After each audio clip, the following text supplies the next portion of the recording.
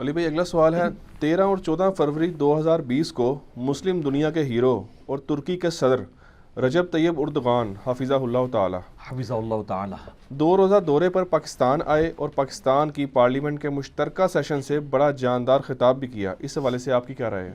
میں بہت خوش ہوں جی الحمدللہ. اور آپ نے دیکھا پچھلے دنوں ایک لسٹ بھی جاری ہوئی ہے most popular leader in Muslim world, ان میں پہلے نمبر پہ طیب اردغان کا نام ہے. اور دیکھ لیں آپ مسلسل آلموسٹ آپ سمجھ لیں 20 سالوں سے وہ گورنمنٹ کے اندر ہی ہیں. اس بندے کا آپ اگر بلٹ اپ دیکھیں جا کے آپ ویکیپیڈیا پہ لکھیں تو آپ کو پتہ چل جائے گا. اس وقت ان کی آلموسٹ 65 ایئرز ایج ہے اور یہ پہلے استنبول کے میئر منتخب ہوئے تھے. استنبول کا 40 سال پرانا مسئلہ تھا پانی کا، انہوں نے وہ حل کیا. اس سے پھر آہستہ آہستہ انہوں نے اپنی وہ جسٹس اینڈ ڈیولپمنٹ پارٹی بنائی. ایک ہماری بھی پی ٹی آئی ہے، ایک وہ بھی پی ٹی آئی ہے. آپ فرق دیکھ لیں. اور انہوں نے ڈیلیور کیا. قومی ہیرو ہیں. کسی نے سوچا تھا جس طرح پاکستان میں اسٹیبلشمنٹ سٹرانگ ہے نا، اسی طریقے سے ٹرکی میں تھی. لیکن آپ دیکھ لیں جب چند لوگوں نے ایکسٹرا جوڈیشل طریقے سے گورنمنٹ کا تختہ الٹنے کی، مارشل لا لگانے کی اور بدماشی سے حکومت پہ قبضہ کرنے کی کوشش کی ہے تو عوام ٹینکوں کے آگے لیٹی ہے. اور مسجدوں سے جناب اعلانات ہوئے ہیں کہ نہیں کریں گے.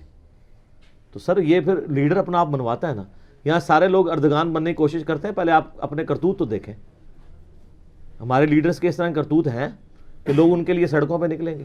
بالکل ایسا نہیں ہوگا. باقی جو انہوں نے تقریر کی ہے نا جی، میں وہ ساری تقریر سنی ہے. مجھے بڑی خوشی ہوئی ہے کہ ہمارے حکمران، ہمارے پولیٹیکل لیڈرز چاہے وہ حکومت میں ہو یا اپوزیشن میں ہو، ان کی جرت نہیں ہے کہ وہ باتیں کر جائیں جو ہماری پارلیمنٹ میں وہ بندہ آ کے کر گیا. اس نے اعلانیہ طور پہ کہا ہے کہ یہ بیت المقدس کے سلسلے میں جو ٹرمپ کا فارمولہ ہے یہ ظالمانہ ہے، ہم اسے ریجیکٹ کرتے ہیں، ہم فلسطینیوں کے ساتھ کھڑے ہیں. اس نے اعلانیہ کہا ہم کشمیریوں کے ساتھ کھڑے ہوئے ہیں. اور اس نے کہا مجھ پہ دباؤ ہے FATF کے حوالے سے، فائنینشل ایکشن ٹاسک فورس، جو آپ کو پتہ ہے نا وہ جو دہشت گردی کے لیے فنڈنگ ہوتی ہے، اس کے حوالے سے ایک انٹرنیشنل فورم بنا ہوا ہے. جو ہم اکثر کہتے ہیں ہم گرے لسٹ میں آ گئے ہیں، وائٹ میں جائیں گے کہ بلیک میں جائیں گے. آج وہ مجھے پتہ چلا اجلاس بھی ان کا شروع ہو گیا. اللہ تعالیٰ پاکستان کے حق میں بہتری والا معاملہ فرمائے، آمین ثم آمین. یہ بڑا سینسٹیو مسئلہ ہے. یہاں تو لوگ کہہ رہے ہوتے ہیں نا کہ جی جناب IMF نو کہہ دو جناب کوئی پیسے واپس نہیں کرنے، نہیں تے آیا جے گوری. او بھائی کتنے بیٹھے ہوئے ہو، تانوں پتہ ہی نہیں ہے کہ وہ اگر آپ کے اوپر سینکشنز لگا دیں تو یہ جو بزرگ آپ کے پہلے بھی تھے وہ تو بھی کوئی نہیں تھے کہ مسلح چکتے سن تے سونا ہی سونا ہونا سی، کچھ نہیں سے نکلنا. ٹھیک ہے، یہ کہانیاں ہیں ساری. خدا کے لیے ان وشفل تھنکنگ سے باہر ہیں. تو وہ اس میں طیب اردغان کہہ رہے تھے کہ مجھ پہ دباؤ ہے انٹرنیشنل، اس کے باوجود ہم پاکستان کے ساتھ کھڑے ہیں. بڑی بات ہے. یہ یورپ میں ایک ہی تو ملک ہے ہمارے پاس سر، یورپ کے سینے میں ٹرکی. اور دیکھ لیں دنیا میں جہاں کہیں مسلمانوں کے حوالے سے آواز اٹھتی ہے، ان پہ ظلم والا معاملہ ہوتا ہے تو سب سے پہلے اردغان پہنچتا ہے. چاہے وہ میانمار برما میں ہوا تھا، ان کے لیے آواز اٹھائی، بیت المقدس کے لوگوں کے لیے آواز اٹھائی. اور سر وہ لیڈرز تو آپ کے لوگوں کو مانتے ہیں. وہ کہتا ہے میرا روحانی مرشد مولانا مودودی ہیں رحمہ اللہ تعالیٰ. اچھا آپ کو پتہ ہے یہ عرب اور عجب کا جو کنفلکٹ ہے نا یہ آج تک جاری ہے. ٹرکی عربیوں سے نفرت کرتے ہیں. وہ یہ سمجھتے ہیں کہ سلطنت عثمانیہ کے توڑنے میں عربیوں کا ہاتھ ہے. اسی وجہ سے ٹرکی کا جھکاؤ ایران کی طرف ہے. ملیشیا بھی چونکہ عجم میں ہی آتا ہے نا جی، ادر دین عرب. حالانکہ ایسا نہیں ہونا چاہیے، یہ فرق نہیں ہونا چاہیے. ویسے تو ہم حدیث بار بار سناتے ہیں مسند احمد کی حجۃ الوداع کا خطبہ کہ کسی عربی کو اجمی پر، کسی اجمی کو عربی پہ فوقیت حاصل نہیں ہے مگر تقوی کی بنیاد کے اوپر. لیکن اب ڈویژنز ہماری اسی طریقے سے ہوئی ہوئی ہیں. ایک طرف چلے جائیں دوسری پارٹی ناراض ہو جاتی ہے، اور وہ ناراض ہونے والے بھی مسلمان ہی ہوتے ہیں. دوسری طرف چلے جائیں وہ پہلی پارٹی ناراض ہو جاتی ہے، وہ بھی مسلمان ہوتے ہیں. تو طیب اردغان نے جس طریقے سے سٹانس لیا ہے وہ ٹرک خون کے اندر وہ چیز شامل ہے. ہمیں ٹرکی سے بھی لوگ رابطہ کرتے ہیں، میرے اپنے بھی کئی جاننے والے وہاں پہ جابز کر رہے ہیں. وہ بتاتے ہیں کہ یعنی جو خلافت و ملوکیت کا کنسیپٹ ہے نا یہ ٹرک کے لوگوں کو بہت کلیئر ہے. کئی لوگوں نے رابطہ کیا، انہوں نے کہا اگر آپ کی ویڈیوز ٹرک میں ڈبنگ ہو جائیں تو وہ تو یہ جو آپ بات کر رہے ہیں نا جس ٹاپک پہ آپ بول رہے ہیں بنو امیہ کے اوپر اور اہل بیت کے دفاع میں، یہ تو وہ لوگ آلریڈی اس چیز کے اوپر ہیں. ویسے بھی آپ کو پتا ہے نا وہاں آلموسٹ 99% ہی سنی ہے، اور سنیوں میں بھی حنفی اسکول آف تھاٹ ہے، لیکن ان کے اندر یہ والی حنفیت نہیں ہے کہ ان کے اندر بغض پایا جاتا ہو دوسروں کا. یہ حنفی یہاں کے تو کہتے ہیں امام کعبہ کے پیچھے نماز نہیں ہوتی ہے، ٹھیک ہے، تو وہ ہمارے ساتھ کھڑے ہو کے نماز پڑھ رہے ہوتے ہیں، یہاں پہ ایک دوسرے کے پیچھے نمازیں پڑھتے ہیں. آپ دیکھ لیں جناب مصر میں صدر مرسی کے اوپر جب وہ جو معاملہ ہوا تو سب سے دلیرانہ بیان کس کا تھا؟ طیب اردگان کا. اس نے پورے ملک میں غائبانہ نماز جنازہ کروائے تھے. ہم نے کوئی کروایا ہے ادھر؟ ویسے ہم کہتے ہیں پاکستان جو ہے وہ اسلام کا قلعہ ہے، خالی کہنے سے نہیں بنے گا. ہمیں یاد ہے ہم جب مطالعہ پاکستان پڑھا کرتے تھے نا میٹرک لیول کے اوپر، تو آپ نے ایک تنظیم کا نام سنا ہوگا RCD، جس میں ایران، ٹرکی اور پاکستان شامل تھا، جوائنٹ. پھر بعد میں افغانستان کو بھی ایڈ کیا گیا. تو یعنی یہ اگر یہ پوری بیلٹ اپنے اپنے ریسورسز کو یوز کرے، جس طرح ابھی آپ کو پتا ہے وہ پاکستان آئے ہیں تو اپنے ساتھ سارے بزنس مین لے کے آئے ہیں.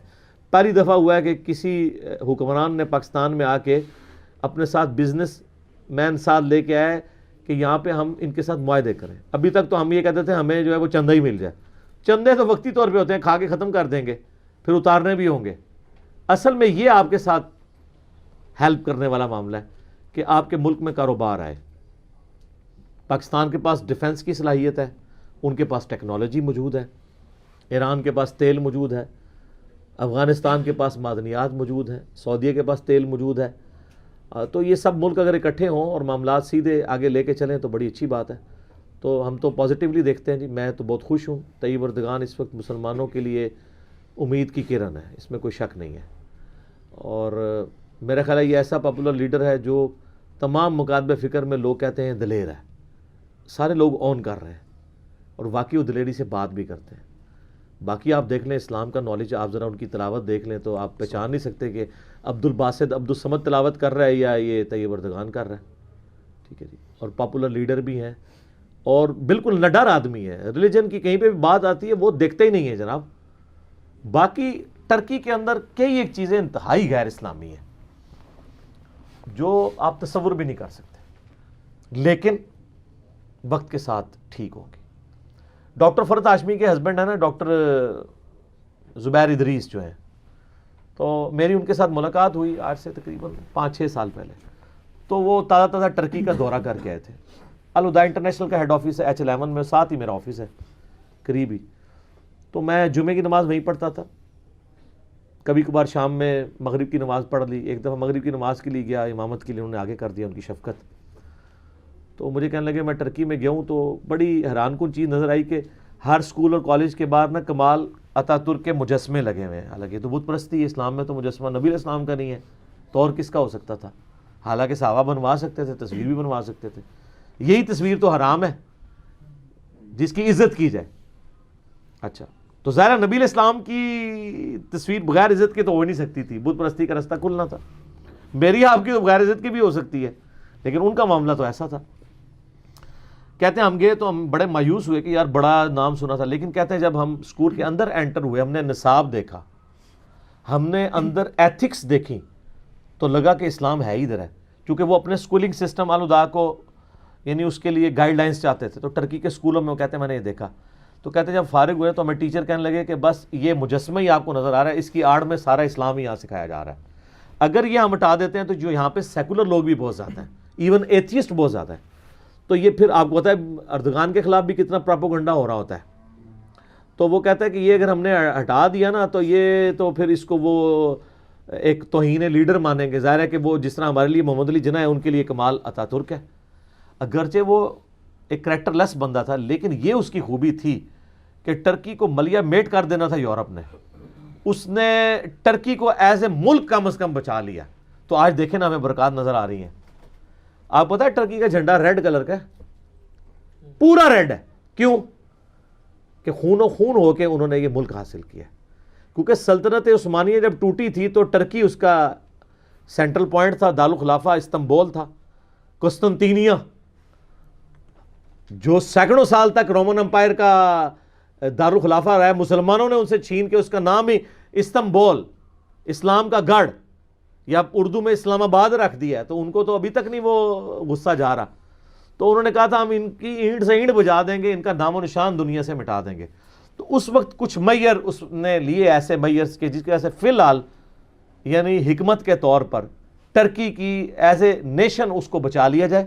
اس کی وجہ سے اس نے بڑے اینٹی اسلامک کام بھی کیے, عربی رسم الخط ختم کر دیا, اس طریقے سے مسجدوں پہ پابندیاں اور قرآن حکیم کے والے سے پابندیاں, یہ ساری چیزیں لگائیں. وقتی طور پہ تو ظاہر اسلام تو دلوں سے آپ ختم نہیں کر سکتے نا. آپ دیکھ لیں یہ رشین سٹیٹس آزاد ہوئی ہیں, 90 سال تک مسجدوں پہ تالے رہے ہیں. آج آپ دیکھیں مسجدیں وہاں پہ دوبارہ آباد ہو گئی ہیں, اتنی بڑی بڑی مسجدیں سعودیہ نے بنوائی ہیں, قرآن کے ترجمے وہاں پہ جو ہے وہ مل رہے ہیں لوگوں کو. یہ اس حوالے سے سعودی عرب پاکستان کی وہ کنٹریبیوشن نہیں ہے جو سعودی عرب کی ہے, اپنے مال کے ذریعے انہوں نے اسلام کی وہ خدمت کی ہے, ہر حاجی کو اس کی زبان میں دیتے ہیں. آپ ذرا امیجن کریں پوری دنیا میں مسلمان کی یہ خواہش تو ہوتی ہے میں حج کرنے جاؤں گا, جب وہ حج کرنے جاتا ہے اور وہاں سے قرآن کا ترجمہ اس کو اپنی لینگویج میں ملتا ہے تو اس کو یہ پتہ چلتا ہے کہ سینٹرل پوائنٹ یہ ہے اسلام کا, مکہ اور مدینہ, اور یہی ریلیجن اصل ریلیجن ہے. ورنہ جس طرح قادیانیت نے پنجے گھاڑنے کی کوشش کی تھی ان رشین سٹیٹس میں تو معاملہ تلپٹ ہو جانا تھا.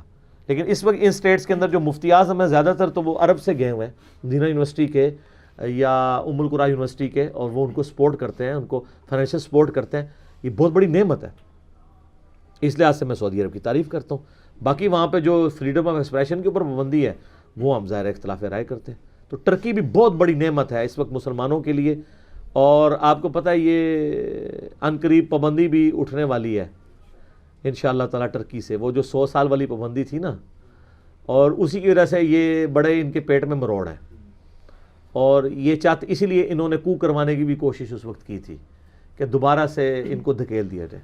لیکن اللہ تعالیٰ نے اپنا غلبہ کروانا ہوتا ہے الحمدللہ, اور امید ہے اب جو ریولوشن آئے گی وہ عجم سے ہی آئے گی. ڈاکٹر سراج صاحب جو کہتے تھے نا کہ اللہ کے عذاب کا کوڑا پہلا عربیوں پہ پڑے گا, اس لیے کہ ان کی زبان میں قرآن آیا تھا. اجمیوں کو تو بینیفٹ آف ڈاؤٹ پھر بھی مل سکتا ہے, عربیوں کو نہیں. اور یہ اب ساری ریولوشن عجم سے اٹھنی ہے انشاءاللہ تعالیٰ, اور عربی بھی اس کا حصہ بنے گا. لیکن عرب کو اللہ تعالیٰ نے امامت سے محروم اس حوالے سے کر دی ہے. باقی ہے کہ الٹیمیٹلی امامت جو ہے وہ تو عربیوں کے پاس ہی آنی ہے. امام محمد مہدی جو ہیں وہ ہاشمی ہوں گے, فاطمی سید ہوں گے, لیکن ان کے لیے جو سپورٹ ہے وہ عجم کے لوگوں کی ہوگی. وہ تو احادیث موجود ہے نا کہ خراسان کے علاقے سے یہ سارے معاملات ہوں گے. تو یہ پوری بیلٹ افغانستان, ایران, پاکستان کی یہ نبی الاسلام کے مبارک زمانے میں خراسان کہلاتی تھی. تو شکر الحمدللہ کہ ہماری اپوزیشن نے وہ کام نہیں کیا جو موجودہ حکومت نے اس زمانے میں کیا تھا. اپوزیشن کے یہ بیٹھے ہی نہیں تھے آ کے پارلیمنٹ میں. اپوزیشن نے کوئی شور شرابہ نہیں کیا, پورا بیان سنا ہے, کھڑے ہو کر استقبال کیا ہے بڑے اچھے طریقے سے. اور میں کہتا ہوں کہ ہمارے بزدل وزراء جو باتیں نہیں کر سکتے ڈر کی وجہ سے, وہ ساری باتیں دلیری کے ساتھ اردگان نے پارلیمنٹ کے اندر کی ہیں. پوری دنیا کو میسیج گیا ہے, ٹھیک ہے. اور باقی جوائنٹ جو بعد میں ایک چھوٹا سا سیشن بھی ہوا تھا, اس میں پھر عمران خان صاحب سے سلپ آف ٹنگ ہو گیا. یار مجھے نہیں سمجھ آتی عمران خان صاحب کو کس نے یہ پٹی پڑھا دی ہے کہ زبانی بات کرنا یہ کسی کے بڑے پن کی نشانی ہے. سر نبیوں سے بڑا تو کوئی نہیں ہے نا. اللہ قرآن میں کہہ رہا ہے الذی علم بالقلم, اللہ نے قلم کے ذریعے علم سکھایا. یار کوئی فرق نہیں پڑتا. آپ سے بڑے جو دنیا کے پریزیڈنٹ ہیں انہوں نے بھی اپنے پوائنٹس لکھ کے سامنے رکھے ہوتے ہیں. یہ آپ کو جو امریکن پریزیڈنٹ اتنے اعتماد کے ساتھ زبانی تقریر کرتا نظر آ رہا ہوتا ہے نا, وہ سامنے روسٹم کے اوپر اس کے ڈسپلے ہوتے ہیں پوائنٹ. یہ کون کر سکتا ہے, کتنا رٹا کو مار سکتا ہے. یہاں پہ کہتے ہیں پرچی پکڑ لی تو پتہ نہیں کوئی توہین ہو جائے گی. کوئی فرق نہیں پڑتا, اس کو کوئی توہین نہیں مانا جاتا. انٹرنیشنل دنیا میں تو ہمیشہ جب اعلامیے جاری ہوتے ہیں نا وہ ریٹن ہوتے ہیں. آپ یو این او کا دیکھ لیں, جنرل اسمبلی کا, جب بھی اعلامیہ جاری ہوگا وہ ریٹن میں پڑھ رہے ہوتے ہیں. زبانی کون پڑھ رہا ہوتا ہے؟ زبانی آپ نے کرنا ہے کم از کم آپ تیاری کریں. اور انہوں نے کہہ دیا جی وہ 600 سال تک ٹرک کی یہاں حکومت رہی ہے. یہاں پہ وہ 600 سال تو کوئی حکومت نہیں رہی ہے, وہ 300 سال تک سلطنت مغلیہ کی رہی, اور وہ ظاہر ہے تتاریوں کا ہی ایک ان کی ہی آگے سے سمجھ لیں ایک نسل تھی.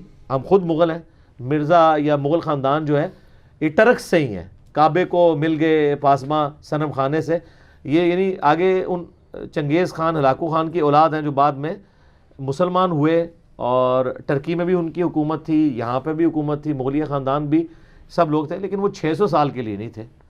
تو اب وہ بات کر دی ہے, اب دوسرے لوگ چھوڑ بھی نہیں رہے ہیں, وہ چھوٹے چھوٹے کلپ بنا کے مذاق اڑا رہے ہیں. مذاق اس لیے اڑایا جاتا ہے کہ آج تک عمران خان صاحب نے کبھی اپنی غلطی مانی نہیں ہے. اگر ان سے جو پہلے سلپ آف ٹنگ ہوئے تھے نا, یہ مان لیتے نا کہ مجھ سے سلپ آف ٹنگ ہوا ہے, تو بعد میں لوگوں نے مذاق بنانا چھوڑ دینا تھا. ان کا ہر دفعہ مذاق اس لیے بنتا ہے کہ یہ وہ جو بات کر دیتے ہیں اس کے بعد پھر وہ اس کے اوپر ریویو نہیں کرتے کہ یار مجھ سے غلطی ہو گئی تھی, یا ٹویٹ ایک کر دیں کہ یار, یعنی لفظ ذلیل نبی علیہ السلام کے لیے نعوذ باللہ نکلا. تو یار مطلب تمہاری عزت میں کوئی کمی آتی ہے یار, تم لکھ دو کہ یار مجھ سے غلطی ہو گئی ہے. میں نے بھی دفاع کیا کہ سلپ آف ٹنگ ہوا ہے, وہ یہ کہنا نہیں کہہ چاہ رہے تھے, ذلیل کو کمزور کے معنوں میں لینا چاہ رہے تھے, لیکن نبی علیہ السلام کی شان سے بہت عرفہ و اعلیٰ ہے کہ آپ جو ہے وہ اس طرح کی غیر محتاط رویہ اختیار کریں. کوئی نہیں کی ٹویٹ, کوئی کچھ نہیں. یہ ایٹیچیوڈ جو ہے نا, یہ انتہائی دکھی ایٹیچیوڈ ہے. اور میں ان کو وارن کر رہا ہوں کہ کل کو انہوں نے, یہ تو کہتے ہیں میرا جینا مرنا پاکستان میں ہے, اللہ کرے ایسا ہی ہو, لیکن جو کچھ آپ نے حکومت کے دوران کیا ہے نا, مجھے خطرہ ہے کہ آپ کے لیے یہاں رہنا مشکل ہو جائے گا اگر آپ اس طرح کی سلپ آف ٹنگ کے اوپر, جو خصوصاً مذہب سے ریلیٹڈ ہے, رجوع نہیں کریں گے. جو باقی کرتے رہے وہ تو جا کے باہر بیٹھ گئے نا. آپ کے ایکس چیف جسٹس صاحب جو کہتے تھے میں ڈیم کے باہر خیمہ لگا کے بیٹھ جاؤں گا, ہمیں تو وہ خیمہ پورے پاکستان میں نظر نہیں آ رہا. سر وہ پاکستان کی کسی گلی سے نہیں گزر سکتا, پوری قوم کو کہانی کرا کے چلا گیا ڈیم فنڈ کے نام کے اوپر. ٹھیک ہے, یہ ڈینے ہی ہم پہ مسلط ہوئی ہوئی ہے, ڈیم فنڈ کے نام پہ ڈینے. باقی جی ہم تو امید رکھتے ہیں کہ اللہ تعالیٰ ہمارے حکمرانوں کو بھی رجب طیب اردگان جیسی دلیری نصیب کرے, اور اللہ تعالیٰ ان کی حفاظت فرمائے, اور مسلمان دنیا کو اس طرح کے اور حکمران بھی نصیب فرمائے جو دلیری کے ساتھ اللہ کا پیغام پوری دنیا کے سامنے رکھیں. اور یہ جو عمران خان صاحب سے وعدہ لیا ہوا ہے نا انہوں نے آپس میں, تینوں نے, مہاتیر محمد نے اور عمران خان نے اور اردگان صاحب نے, کہ ہم نے ایک ٹی وی چینل بنانا ہے جو BBC اور CNN کے مقابلے پہ ہوگا, مسلمانوں کا پوائنٹ آف ویو رکھے گا. حالانکہ آلریڈی ایک کام الجزیرہ والے کر رہے ہیں, لیکن اس سے بہتر طریقے سے ہو سکتا ہے اگر یہ تینوں حکمران مل کے اس طرح کے معاملات کو لے کے چلیں. تو وہ ٹی وی چینل ہم انتظار میں ہیں, یہ نہ ہو کہ ٹی وی چینل کا اشر بھی ڈیم فنڈ والے ہی ہو. ٹھیک ہے, ایک کہانی چلتی رہے. اور ڈیم فنڈ کے ابھی تک اشتہارات بینکوں کے باہر لگے ہیں. میں بار جس بینک میں جاتا ہوں میں کہنا یار اینو لاؤ, کہتے ہیں سر جی بڑا سختی نہ آرڈر ہے, نہیں لانا. یعنی بڑی سختی سے آرڈر ہے کہ کہانی کرا کے رکھنی ہے. ساڈا مولوی بھی کہانی کراندہ ہے, ساڈا پولیٹیشین بھی کہانی کراندہ ہے, سب کہانی باز, اور ساڈی عوام بھی کہانی کراندی ہے.